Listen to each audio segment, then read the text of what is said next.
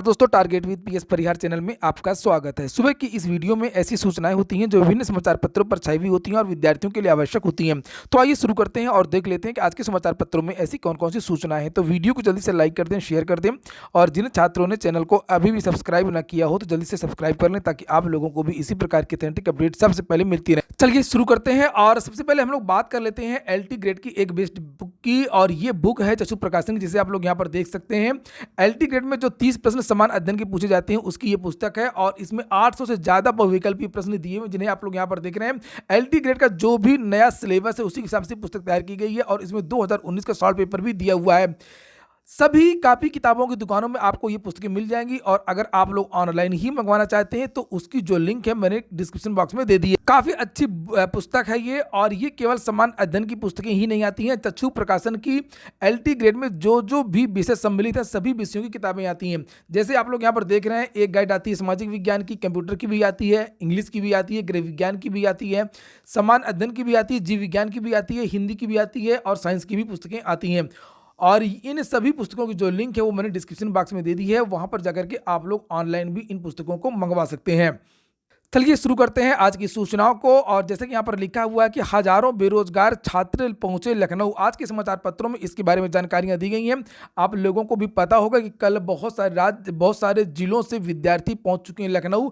विद्यार्थियों की बहुत सारी मांगे, खासतौर से नई प्राथमिक शिक्षक भर्ती की मांग है। इसके अलावा भी उत्तर प्रदेश में ना तो टीजीटी पीजीटी की भर्ती का विज्ञापन आ रहा है, ना तो एलटी ग्रेड का विज्ञापन आ रहा है, ना ही यूपी ट्रिपल एससी से लेखपाल भर्ती का विज्ञापन आ रहा है। इससे विद्यार्थी आजिज आ चुके हैं और इसके बारे में भी आज के समाचार पत्र में बहुत सारी सूचना। जैसे यहाँ पर लिखा हुआ कि युवा पंचायत के लिए लखनऊ रवाना हुए प्रतियोगी छात्र प्रदेश के विभिन्न विभागों में रिक्त पड़े 5 लाख पदों को भरने और गरिमापूर्ण रोजगार गारंटी की मांग को लेकर के 28 दिसंबर को लखनऊ में युवा पंचायत होने जा रही है। इस कार्यक्रम में शामिल होने के लिए सोमवार को बड़ी संख्या में प्रतियोगी छात्र लखनऊ के लिए रवाना हुए। पंचायत को लेकर के पिछले कई दिनों से डेलीगेशियों में संपर्क भी किया गया था।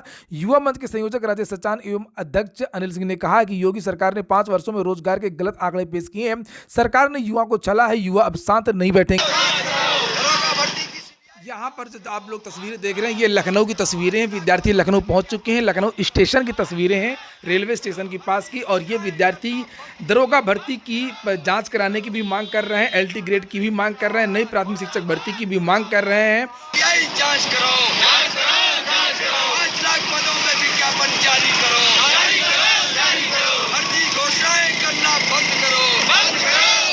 तो आज तो महाधरना होगा ही, लेकिन कल भी बहुत सारे धरने लखनऊ में चलते रहे, उसको लेकर के भी यहाँ पर सूचना दी गई हैं। खास तौर से यहाँ पर जो आप लोग देख रहे हैं 22,000 पदों को जोड़ने की मांग कर रहे हैं विद्यार्थी, जो 69,000 शिक्षक भर्ती में पास हैं। इसके पहले भी इन विद्यार्थियों ने इकाना स्टेडियम के पास में भी प्रदर्शन किया था। इन विद्यार्थियों का यह कहना है कि 68,500 शिक्षक भर्ती की जो शेष पद हैं उन पदों को जो 69,000 शिक्षक भर्ती में सुपर टीटी पास विद्यार्थी हैं उनसे भरा जाए। ये विद्यार्थी पिछले लगभग 6 महीने से अलग से भी धरना प्रदर्शन कर रहे हैं पानी की टंकी में। यहाँ पर देख रहे हैं कि लिखा हुआ है कि शिक्षक भर्ती के अभ्यर्थियों का राजधानी में दिन भर प्रदर्शन।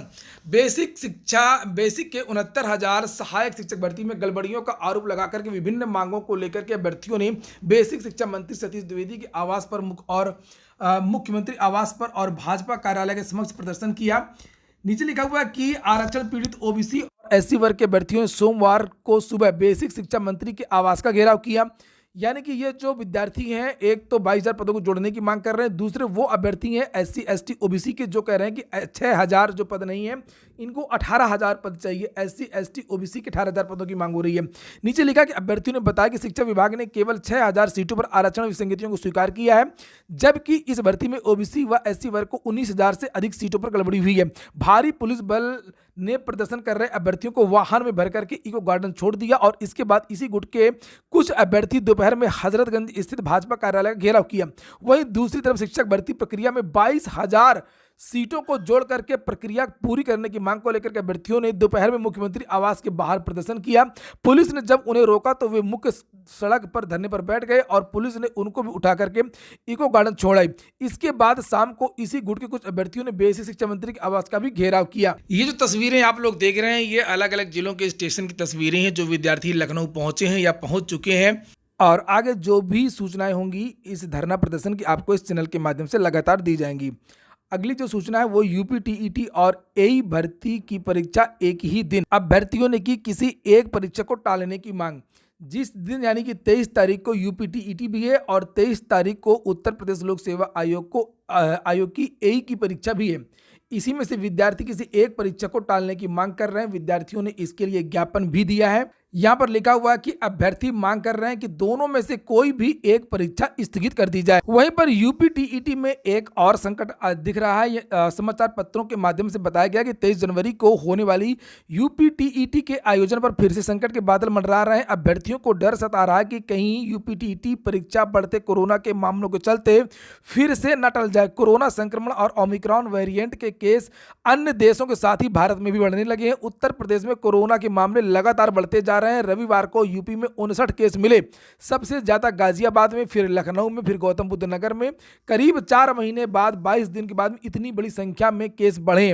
तो अगर ये केस बढ़ेंगे तो लिखा हुआ है कि जो इसकी डेट है वो बढ़ सकती है। लिखा हुआ है ओमिक्रॉन को देखते हुए देश के विभिन्न राज्यों में कई तरह की पाबंदियां फिर से लागू कर दी गई हैं। कई जगहों पर नाइट कर्फ्यू लगा दिया गया है। ओमिक्रॉन जब तक 17 राज्यों केंद्र शासित प्रदेशों में फैल चुका है और टीईटी प्राथमिक स्तर की परीक्षा के लिए 13 लाख से ज्यादा विद्यार्थी परीक्षा देने वाले हैं। अगली सूचना है कि नहीं टलेंगे विधानसभा के चुनाव। चूंकि हाईकोर्ट ने एक टिप्पणी की थी, अनुरोध किया था राज्य सरकार से कि जो कोरोना बढ़ रहा है और इसकी जो तारीखें वो आगे बढ़ा दी जाए। तो चुनाव आयोग ने कहा कि रैलियों पर सख्ती लगेगी, कोरोना से बचा जाएगा, लेकिन चुनाव जो है वो समय पर होंगे। इसको लेकर के भी आज बहुत सारी सूचनाएं, जैसे यहाँ पर लिखा है कि आयोग आज से लखनऊ में विधानसभा चुनाव नहीं टाले जाएंगे, रैलियों और सभाओं पर सख्ती संभव है। अगली सूचनाएं उत्तर प्रदेश लोक सेवा आयोग की है। लिखा एपीएस भर्ती फंसी, परीक्षा में शामिल होने की बीत रही है उम्र। अभ्यर्थियों ने नई एपीएस भर्ती शुरू करने के लिए सौंपा ज्ञापन। 250 का अधियाचन मिलने के बावजूद आयोग में विज्ञापन अटका। उत्तर प्रदेश लोक सेवा आयोग में विभिन्न भर्तियों के जो अधियाचन है वो आ चुके हैं, लेकिन पता नहीं क्यों नोटिफिकेशन जारी नहीं हो रहे हैं। चाहे वो एपीएस की भर्ती हो, चाहे वो एपीओ की भर्ती हो या अन्य भर्तियां हों। लिखा है अपर निजी सचिव की नई भर्ती के लिए अभ्यर्थी 8 साल से इंतजार कर रहे हैं। उत्तर प्रदेश लोक सेवा आयोग को 3 साल पहले एपीएस के 250 पदों का अधियाचन मिल चुका है, लेकिन आयोग विज्ञापन जारी नहीं कर रहा है। इस भर्ती के इंतजार में तमाम अभ्यर्थियों को परीक्षा में शामिल होने के लिए निर्धारित अधिकतम आयु सीमा भी पूरी हो चुकी है। सोमवार को अभ्यर्थियों ने इस मामले पर आयोग में प्रदर्शन किया और ज्ञापन सौंपा। वहीं पर ऊपर लिखा हुआ कट ऑफ और प्राप्तांक के लिए अड़े अभ्यर्थी। उत्तर प्रदेश लोक सेवा आयोग ने पिछली कुछ प्रारंभिक परीक्षाओं के कट ऑफ और प्राप्तांक जारी नहीं किए हैं। अभ्यर्थी इस मांग पर अड़े हुए कि प्रारंभिक परीक्षा के प्राप्तांक और कट ऑफ अंक जारी किए जाएं, साथ ही अंतिम चयन परिणाम के कट ऑफ एवं प्राप्तांक भी परिणाम के साथ ही जारी कर दिए जाएं। प्रतियोगी छात्र संघर्ष समिति के अध्यक्ष अवनीश पांडे का कहना है कि इस मामले पर आयोग में कई बार ज्ञापन दिया जा चुका है और आयोग सुनवाई नहीं करता तो न्यायालय की शरण में जाएंगे। कुछ अभ्यर्थी कोर्ट भी चले गए। इसके बारे में भी 1-2 दिन पहले समाचार पत्रों के माध्यम से जानकारी दी गई। प्राइमरी स्कूलों में 31 तारीख से अवकाश रहेगा। इसके बारे में सूचना दी गई है कि प्रदेश के प्राइमरी व जूनियर स्कूलों में 31 दिसंबर से लेकर के 14 जनवरी तक शीतकालीन अवकाश रहेगा। अगली सूचना एडेड कॉलेजों के 1135 तदर्थ शिक्षक होंगे विनियमित। 21 वर्ष से देख रहे थे राह। चुनाव के मौके पर विभाग ने बढ़ाया कदम। प्रदेश के अशासकीय सहायता प्राप्त एडेड माध्यमिक कॉलेजों में कार्यरत तदर्थ शिक्षकों को 21 साल बाद विनियमित करने की तैयारी है। असल में शासन ने एडेड कॉलेजों में कार्यरत वर्ष 2000 तक शिक्षकों को विनियमित किया था, लेकिन 1135 शिक्षक विनियमितीकरण के नियमों में न आने से छूट गए थे और उनके लिए नियमावली में संशोधन करके विनियमित करने का रास्ता निकाला गया है। प्रस्ताव शासन को भेजा गया है। इस संबंध में जल्द ही आदेश जारी होने की उम्मीद है। तो ठीक है दोस्तों, ये हो गया आज का वीडियो अगर आपको अच्छा लगा, आपके काम का हो तो लाइक कर दें। जिन छात्रों ने चैनल को सब्सक्राइब न किया सब्सक्राइब कर लें। पूरा वीडियो सुनने के लिए बहुत बहुत धन्यवाद।